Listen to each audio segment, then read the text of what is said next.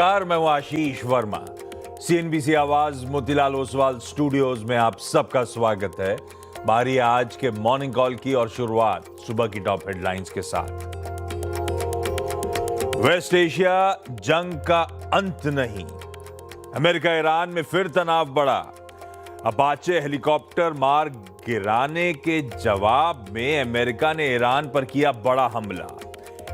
Iran के विदेश मंत्री अरागची की दो टूक, हर हमले का देंगे मुंह तोड़ जवाब। वेस्ट एशिया जंग भड़कने से क्रूड में फिर उछाल, 90 तक फिसलने के बाद फिर पहुंचा 92 के पार। इधर गिफ्ट निफ्टी में दबाव, एशियाई बाजार भी नीचे। हालांकि कल अमेरिकी बाजारों में निचले स्तरों से दिखी अच्छी रिकवरी। डाउ और नैस्डैक लो से करीब 700 पॉइंट सुधरे। अमेरिका में ब्याज दरों में बढ़ोतरी की आशंकाओं के बीच सोने और चांदी में तेज गिरावट। सोना 2% तो चांदी 5% फिसल कर 6 महीने के निचले स्तर पर पहुंची। वेस्ट एशिया संकट से निपटने के लिए सरकार ने उठाए कई कदम। सरकार की ओएमसीज को 1,23,000 करोड़ रुपए की मदद, साथ ही 80,000 करोड़ रुपए के विनिवेश लक्ष्य पार करने की जताई उम्मीद। आईडीबीआई बैंक को स्ट्रैटेजिक सेल भी फास्ट ट्रैक पर।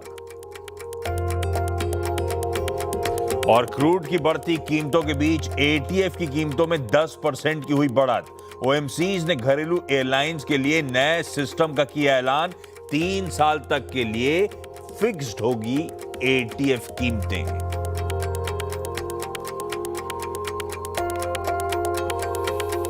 चलिए भाई, बुधवार की सुबह इस कारोबारी हफ्ते के अब हम मिड पॉइंट पे आके खड़े हुए और कल मंगलवार के दिन ऐसे समझिए जहां खुले थे वहीं जाके हमने सेशन की समाप्ति करी, पर एक्शन भरपूर था। दरअसल 2 दिनों के दबाव के बाद, फ्राइडे और मंडे के प्रेशर के बाद, कल का ट्रेडिंग सेशन में हमने बढ़िया शुरुआत करी। इनफैक्ट शुरुआत आधे % के उछाल के साथ करी। इंट्राडे एक बार स्क्रीन पे रखिएगा। हालांकि आधे % उछाल के बाद वो मोमेंटम सस्टेन नहीं हुआ, हम स्लिप करना शुरू हुए और इनफैक्ट तकरीबन 150 पॉइंट भारतीय बाजार कूल ऑफ होते हुए नजर आए। एक समय तो इन रेड कामकाज कर रहे थे, पर हां, सेकेंड हाफ में बढ़िया शार्प रिकवरी, फाइनली आधे % ऊपर जाके बंद। तो आधे % ऊपर गैप के साथ खुले थे और फाइनली सेशन की समाप्ति भी आधे % उछाल के साथ हुई। पर परसों की तरह कल भी हुआ ये कि वो इंट्राडे रखिएगा 23,250, 23,300, वहां जाके फिर अटके, वहीं जाके फिर फिसले थे। और वो लेवल्स दिखाइएगा दोनों, 23,050 से 23,100 एक बढ़िया डिमांड जोन के तौर पे उभरता हुआ। इन्हीं लेवल्स पे आके एटलीस्ट लास्ट 2 ट्रेडिंग सेशन से कुछ बहुत बाइंग या कह लीजिए इंटरेस्ट जनरेट होता हुआ नजर आ रहा है। हाँ, ये जरूर था कि कल के क्यूज बहुत अच्छे थे। मतलब कच्चे तेल में खूब करेक्शन था, रुपया मजबूती के साथ कामकाज कर रहा था, मल्टीपल टेलविंड्स थी बैंक्स के लिए, हमारे आपका सेंटिमेंट इंप्रूव हो रहा था। बावजूद इसके थी कल एक फ्रेजाइल रिकवरी। शायद हो सकता है इसको to put it differently stabilise करने की कोशिश कर रहे हैं।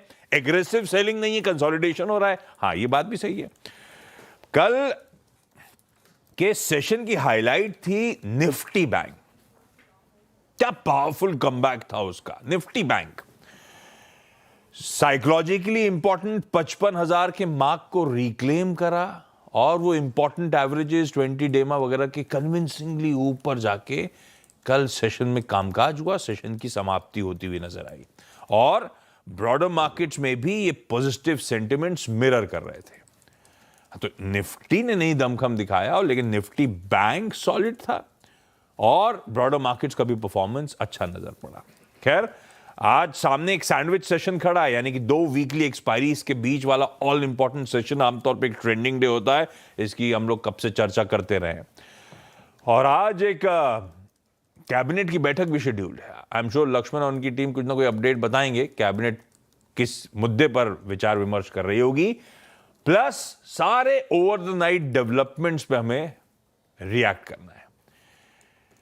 यूएस का हेलीकॉप्टर गिरा दिया, रिटेलिएट कर दिया, उसके बावजूद ऐसा लगता है, बोलते हैं सीज फायर कंटिन्यू हो रहा है। भगवान जाने कैसा सीज फायर चल रहा है। सारे डेवलपमेंट्स हुए क्या वो समझ नहीं। गिफ्ट निफ्टी कह रहा है भाई साहब, अच्छा डेवलपमेंट्स आप सबने शायद पढ़े होंगे ओवरनाइट, पर एक चीज है, अक्रॉस एसेट क्लासेस कोई पैनिक नहीं है। गिफ्ट निफ्टी मार्जिनली इन लाल, नाम मात्र 1/4% भी नहीं, 40 पॉइंट दबाव के साथ शुरुआत होने के इंडिकेशंस दे रहा है। हमारे एशियन पियर्स स्क्रीन्स पर आएंगे, सब थोड़े से सबड्यूड से, खैर क्यूज ऐसा ही है, वैसे कामकाज हो रहा है। और यूएस के मार्केट्स में कल था वॉलेटाइल सेशन, जैसे अपना भी ना चला गिरा, गिरे के बाद चला। यूएस का इंटरडे अगर डाउ का खींच देंगे तो वैसे ही तस्वीर नजर आएगी आपको। डाउ इन ग्रीन फ्लैट था, बाकी दोनों बेंचमार्क थोड़े से कूल ऑफ होते हुए नजर आए थे, और आज सुबह की फ्यूचर्स फिर थोड़े से दबाव के साथ ट्रेड कर रहे हैं। तो हैंडओवर तवरब की पहली प्लेट बताएगी कि जहां यूएस के फ्यूचर्स छोड़े थे तीनों बेंचमार्क्स, उससे तो नीचे ही हमें हैंडओवर मिल रहा है। तो उस लिहाज से हैंडओवर थोड़ा सा ठंडा है, और ओवरनाइट डेवलपमेंट थोड़े से गड़बड़ है। कच्चा तेल 92 पे ब्रेंट का भाव है। भाई ध्यान रखिएगा, हमने कल 3:30 बजे 92.4 पे छोड़ा था, तो कुछ नहीं है, कच्चा तेल हमें तो बेहतर ही मिल रहा है, $1-8 नीचे। ये है ग्लोब के सारे इंपॉर्टेंट समीकरण। लेकिन हुआ क्या, अच्छा पता है, चलिए बाद में और बात बताएंगे हुआ क्या, ओवरनाइट डेवलपमेंट्स कैसे हैं। गुड मॉर्निंग आशीष। देखिए, डेवलपमेंट्स अगर आप प्राइमा फेसी देखने जाएंगे तो नेगेटिव है, लेकिन पोस्चरिंग बहुत ज़्यादा इंपॉर्टेंट है इन सभी चीज़ों में। किस तरह की मैसेजिंग दी जा रही है, दोनों तरफ से ये इस तरह के बयान आ रहे हैं कि आपने हमला किया इसलिए हम हमला कर रहे हैं, कि हमें हमला सामने से करने की ज़रूरत नहीं है। कल पहले तो शाम को डोनाल्ड ट्रंप ने ट्रूथ सोशल पर ये लिखा था कि उनकी सेना ने उन्हें ये बताया है कि अब उनका जो अपाची हेलीकॉप्टर था वो स्ट्रेट ऑफ हॉर्मुज के ऊपर पेट्रोलिंग कर रहा था, उसे मार गिराया गया है। लेकिन दोनों जो पायलट्स थे वो सुरक्षित है, किसी तरह के जान माल के नुकसान की कोई खबर नहीं है। लेकिन उसूलन इस तरह का हमला होने के बाद यूएस को जवाब देना ज़रूरी हो जाएगा, और उस वजह से आज सुबह यूएस की सेंट्रल कमांड ने अपने सोशल मीडिया हैंडल्स पर यह लिखा था कि डोनाल्ड ट्रंप के आदेश के बाद शाम 5 बजे लोकल टाइम से ही ईरान के कुछ टारगेट्स पर हमले किए गए हैं। किस तरह के हमले हुए हैं, क्या टारगेट किया गया है, इस बारे में अब तक ऑफिशियली कोई क्लैरिटी नहीं आई है। लेकिन अगर रिपोर्ट्स की माने, एएफपी की रिपोर्ट्स की अगर माने, तो वहाँ पर यह कहा गया है कि केशम आइलैंड पर फिर से हमले हुए हैं, काफ़ी सारे धमाकों की भी खबर आई है, और उस जगह पर फिर से सेंट्रल कमांड ने हमला किया है। और साथ ही साथ सेंट्रल कमांड ने यह भी साफ किया कि जितना हमला, जिस तरह का हमला ईरान ने किया था, उसी के प्रोपोर्शन में जवाबी कार्रवाई भी की जा रही है, और जवाबी कार्रवाई खत्म हो गई है। मतलब पोस्चरिंग ये इस तरह से इंपॉर्टेंट है क्योंकि दोनों तरफ की पार्टियां ये कहना चाहती है कि हम फिर से एक फुल स्केल युद्ध नहीं चाहते, और उसका अगर सामने से हमला हुआ तो जवाबी कार्रवाई की जाएगी। लेकिन ईरान के विदेश मंत्री अब्बास अरगची ने ट्विटर पर कल ये लिखा कि बावजूद इसके कि बार बार यूएस को मात खानी पड़ी है युद्ध के मैदान में, लेकिन फिर भी वो हमारा रिजॉल्व जो है वो टेस्ट कर रहे हैं, और अगर वो अपनी सलामती चाहते हैं तो वो ये इलाके छोड़कर चले जाए। और साथ ही साथ ये इतिहास गवाह है खाड़ी देशों का कि कई सारे लोग ने जो है इन्वेजन करने की कोशिश की थी, लेकिन उनका अंजाम जो है वो अच्छा नहीं हुआ था। ये अरगची ने अपने एक्स वाले अकाउंट पर लिखा था।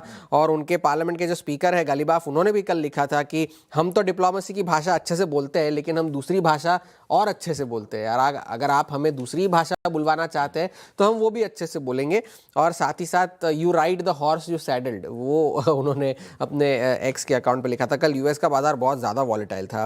एक वक्त पर तो नैस्डैक, S&P 500 2 से 3% नीचे थे, और वही बात चल रही थी कि बड़े IPO आ रहा है स्पेस एक्स का, वहाँ से फिर से रोटेशन चल रहा है। फिर डोनाल्ड ट्रंप ने जो ट्रूथ सोशल पर लिखा, उसके बाद तो एक वक्त पर डाउ भी 550-600 अंक नीचे था, वहाँ से अपाची हेलीकॉप्टर वाला। फिर उसके बाद फिर से रिकवरी आनी शुरू हुई, और फिर जाकर के जो है डाउ जोन्स तो भले हरे निशान में बंद हुआ हो, S&P 500 और नैस्डैक ने भी अब में लगभग अपने सारे लॉसेस जो है रिकवर कर लिए थे, लेकिन फिर भी नीचे ही बंद हुए। रिएक्शन सीरियस इसलिए भी नहीं है क्योंकि कल स्काई न्यूज़ अरेबिया ने एक खबर चलाई थी कि एक ड्राफ्ट एग्रीमेंट व्हाइट हाउस को भेजा गया है रिव्यू के लिए, और वो व्हाइट हाउस को प्रिलिमिनरीली एक्सेप्टेबल है। ये स्काई न्यूज़ अरेबिया की तरफ से खबर आई है और किसी आउटलेट पे ये खबर नहीं चलाई गई है।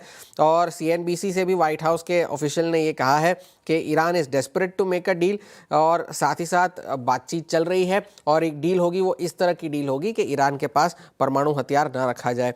तेल की कीमतें तो कल ये सारा मामला होने से पहले ही गिर रही थी, क्योंकि यूएस के एनर्जी सेक्रेटरी क्रिस राइट ने ये बयान दिया था कि स्ट्रेट ऑफ हॉर्मुज में ट्रैफिक जो है वो नॉर्मलाइज होता हुआ नजर आ रहा है। लेकिन IMF पोर्ट वॉच का डेटा अगर आप देखें तो संडे तक 7 दिन की मूविंग एवरेज सिर्फ 5 जहाज़ों की थी, तो वहाँ पर अब तक कोई ऐसा नॉर्मलाइजेशन का जो सवाल जो है वो पैदा नहीं होता। आज स्पेसएक्स के IPO की बिडिंग का आखिरी दिन है, कल इश्यू ओपन होना है, परसों उसकी लिस्टिंग होनी है। लेकिन आज का सबसे बड़ा ट्रिगर महंगाई का होगा। महंगाई का आंकड़ा जो आना है 4.2% साल दर साल बढ़ने के अनुमान है। अगर ऐसा हुआ तो मई 2023 के बाद का सबसे बड़ा महंगाई का आंकड़ा होगा। फील करना चाहिए तो उस वजह से बाजार थोड़े से नर्वस होंगे, ऑन द एज होंगे, बॉन्ड मार्केट्स पर इसका ज़्यादा रिएक्शन होगा। अच्छा, पता है ऐसी जब ये सब खबर आई थी, सुबह उठते से टटोल रहा था एक, पता नहीं कौन सी, अब तो एजेंसी का नाम भी नहीं पता, उन्होंने ऐसा डाला था, ट्रुथ सोशल पे डाला था कि ग्राउंड फोर्सेस की तैयारी, ये सब बकवास है ना, अभी कुछ नहीं है ऐसा तो कुछ हुआ नहीं। और दूसरा वो था कि ईरान ने अब तक रिस्पॉन्सिबिलिटी क्लेम नहीं करी, गिराया तो उन्होंने ही है ना। यस, अब उन्होंने ऑफिशियली तो ये नहीं कहा और शायद वो कहे भी नहीं। ठीक बात। तो ये भाई साहब थोड़े से समीकरण बिगड़े हुए, टचवुड, लेकिन acid classes across the board बहुत ज्यादा, कोई पैनिक रिएक्शन नहीं है, ठंडा पड़ा हुआ है माहौल, इसको ज्यादा से ज्यादा ऐसे कह सकते हैं।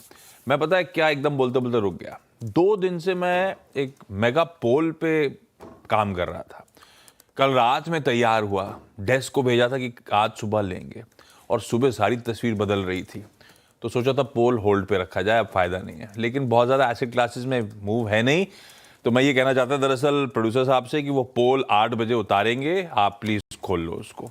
खैर, वीरू के पास चला जाए, कैसे ऐसे में निफ्टी और निफ्टी बैंक को अप्रोच करना है समझ लिया जाए। वीरू भाई साहब, गुड मॉर्निंग। बिल्कुल, आप पोल उतारिए और मैं भी अपनी आदतों को नहीं बदलूंगा। आज सुबह सुबह जैसे न्यूज़ रूम में आया, वो फ्लैश पढ़ा है ना, तो मैंने सोचा इस हफ्ते में किसी और दरवाजे से आ रहा हूँ आजकल ऑफिस में, मैं कहा छोड़ देता हूँ वहाँ से आना, पर सोच रहा हूँ कि नहीं आता ही हो, कोई दिक्कत की बात नहीं। मन में बहुत सारी चीज़ें चलती है ना, बहुत आशीष, बहुत सारी चीज़ें चलती है ना, आदमी हर चीज़ को में एक नुक्स और एक लॉजिक ढूंढने लगता है ना। खैर आशीष, देखिए कल का हमारा जो क्लोज था ना, उसमें बहुत स्ट्रॉन्ग सेटअप था निफ्टी बैंक का, वो मंडे को भी था। मंडे को नहीं चला, उसका कारण था क्रूड का शार्पनेस। ट्यूसडे को क्रूड जैसे ही डाउन हुआ, पूरा रिएक्शन हमें मिला, हम डे हाई पे क्लोज हुए। और निफ्टी से कोई गिला शिकवा नहीं, निफ्टी से कोई परेशानी नहीं। निफ्टी ने कल ऑप्शन राइटर्स को, और इवन विद द लॉजिक अगर आप गए हो तो डिप टुवर्ड्स 23,100 23,067 काम कर गया था। एक लॉजिकल ऑप्शन राइटर्स की, और मैंने आपको क्या सुबह कल बताया था, 98,000 कॉल शॉर्ट थी एफआईएस की। 98,000 call short, 1 lakh call short में आप 23,300 पार करेंगे ही नहीं। तो मेरी कोई अपेक्षाएं नहीं थी निफ्टी बैंक से, और निफ्टी बैंक से जो अपेक्षाएं थी उसने भरपूर पूरी करी आशीष। और मैं फिर कहूंगा कि मैंने कल ये व्यू शेयर किया था स्क्रीन पे कि carry longs on Nifty bank, it's preparing for 55,600। Stats क्या कहते हैं? एफआईएस की कैश में सेलिंग अभी भी जारी है, और कल के आंकड़ों में अगर आप देखिए उनकी कैश की सेलिंग नजर आ रही है, तो उसमें कोई तब्दीली नहीं है। कैश में अनवाइंडिंग उनका अभी भी है, 4566 करोड़ रुपए का, 6159 करोड़ रुपए का डीआईएस का बाय, तो वो थ्रस्ट रहा। बाकी अगर आप कैश के फिगर के साथ साथ इंडेक्स फिगर्स देखें तो उन्होंने 185 करोड़ की बाइंग करी। लॉन्ग थे 6360 कॉन्ट्रैक्ट और 5747 कॉन्ट्रैक्ट यहाँ पे उनके शॉर्ट थे। तो कहने वाली बात यह है आशीष कि कल उन्होंने निफ्टी एक बार फिर से सेल किया। निफ्टी के कॉन्ट्रैक्ट्स जो है वो जो इंडिकेट कर रहे हैं, करीब करीब 185 करोड़ रुपए की बाइंग में से निफ्टी सेल है 910 करोड़ रुपए का, और निफ्टी बैंक बाय है 1133 करोड़ रुपए का। तो ज्यादा फोकस है निफ्टी बैंक पे, परफॉर्मेंस के संकेत हैं निफ्टी बैंक से। स्टैट्स अभी भी यही कहते हैं कि Nifty will underperform against stock futures as well, and Nifty will underperform against Nifty bank as well.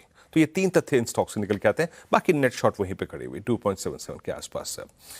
Placement क्या कहती है आशीष? जो न्यू वीकली कॉन्ट्रैक्ट कमेंस होगा आज, वहां पे एक चीज अच्छी थी, मैं ये कहूंगा कि इंस्टेड ऑफ 23,300 बड़े कॉल राइटर्स अलाइंड थे 23,500 पे। लास्ट 2 सेशंस को देखिए आप, शुक्रवार और सोमवार, यहां कॉल राइटर्स 23,300 पे अलाइंड थे maximum, but now they have taken grip at 235,000। 200 point का डिफरेंशियल था।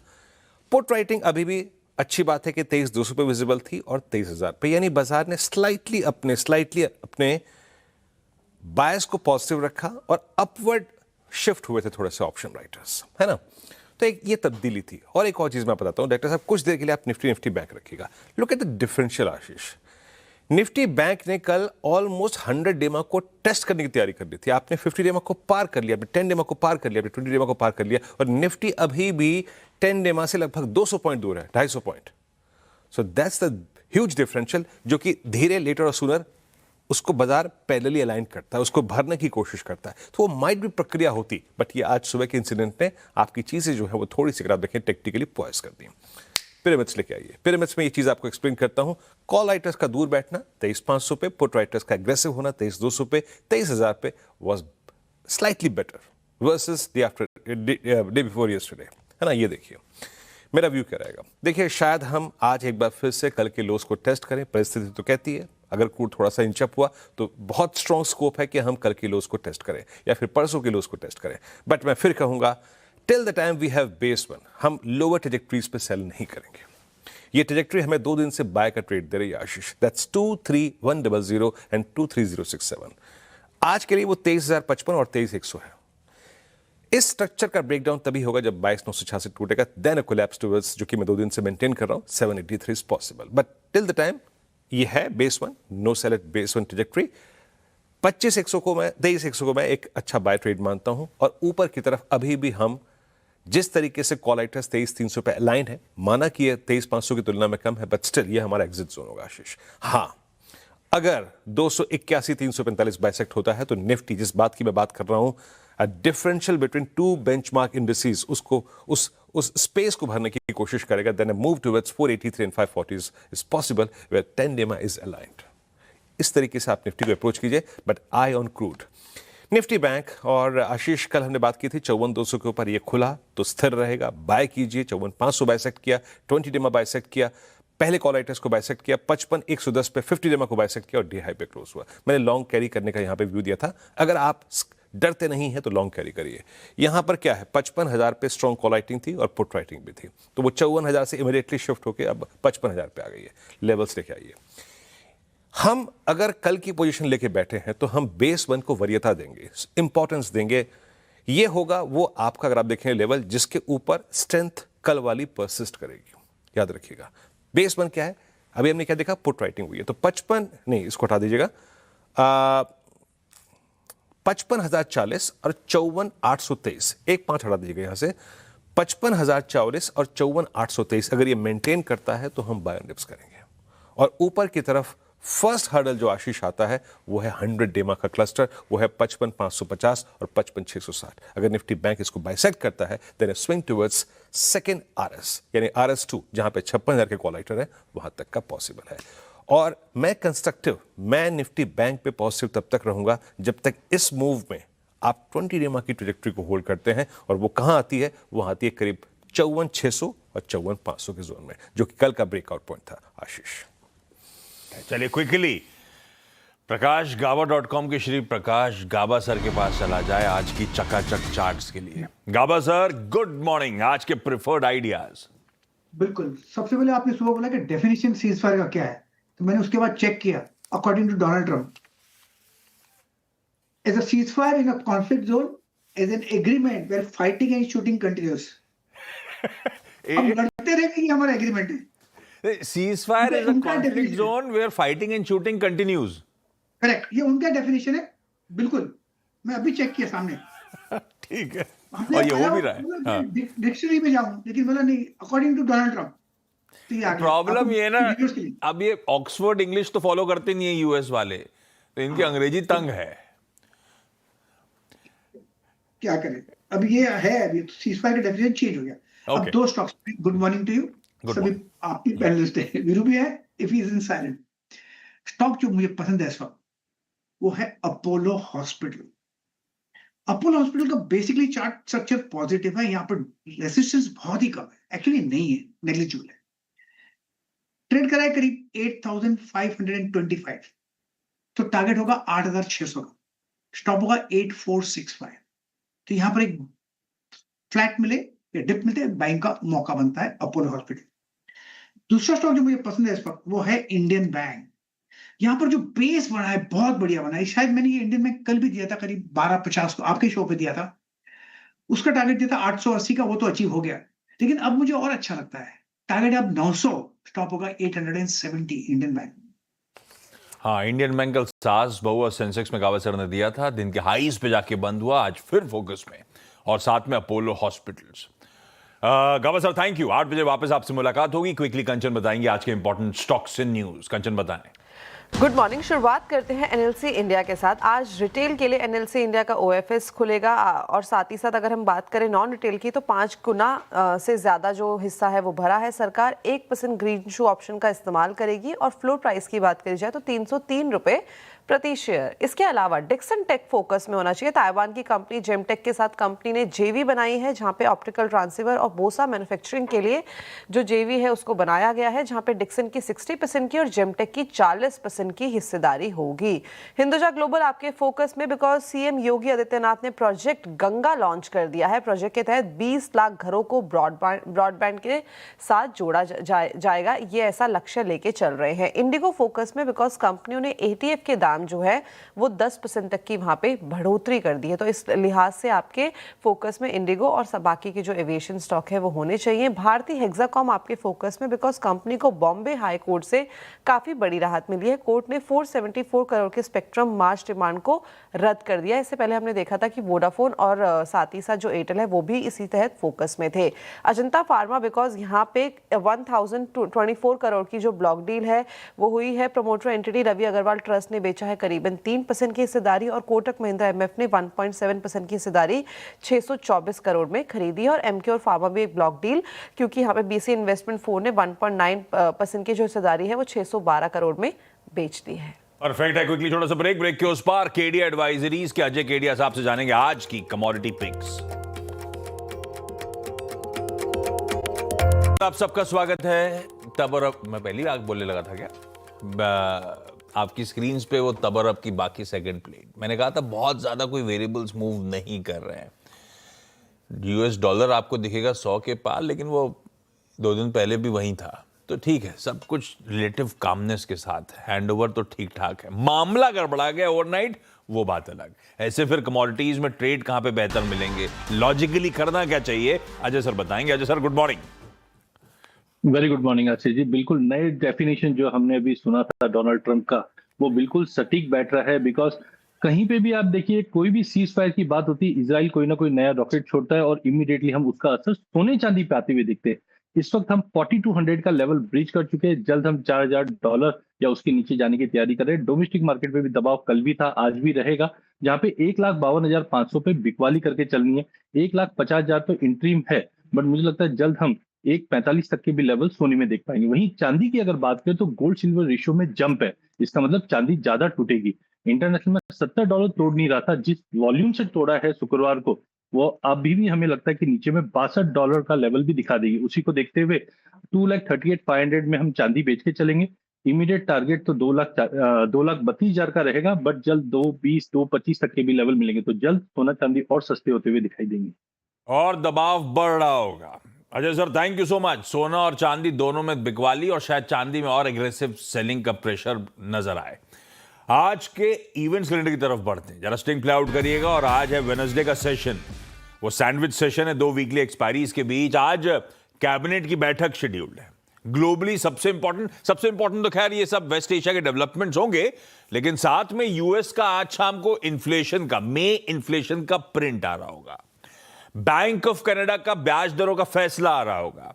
हमारे यहां बहुत इंपॉर्टेंट एक्स डिविडेंड्स हैं, स्क्रीन पर आएंगे, नोट डाउन करिएगा। इन्फोसिस 25 रुपए, इंडियन बैंक 18.25 रुपए। गावस्कर का प्रिफर्ड पिक भी था, उसे एडजस्ट कर लीजिएगा, डिविडेंड एडजस्ट हो रहा होगा आज। टाटा केमिकल्स 11 रुपए, टाटा एलेक्सी 75 रुपए का एडजस्टमेंट है। सिर्फ इंपॉर्टेंट वाले रख दिए मैंने स्क्रीन पे।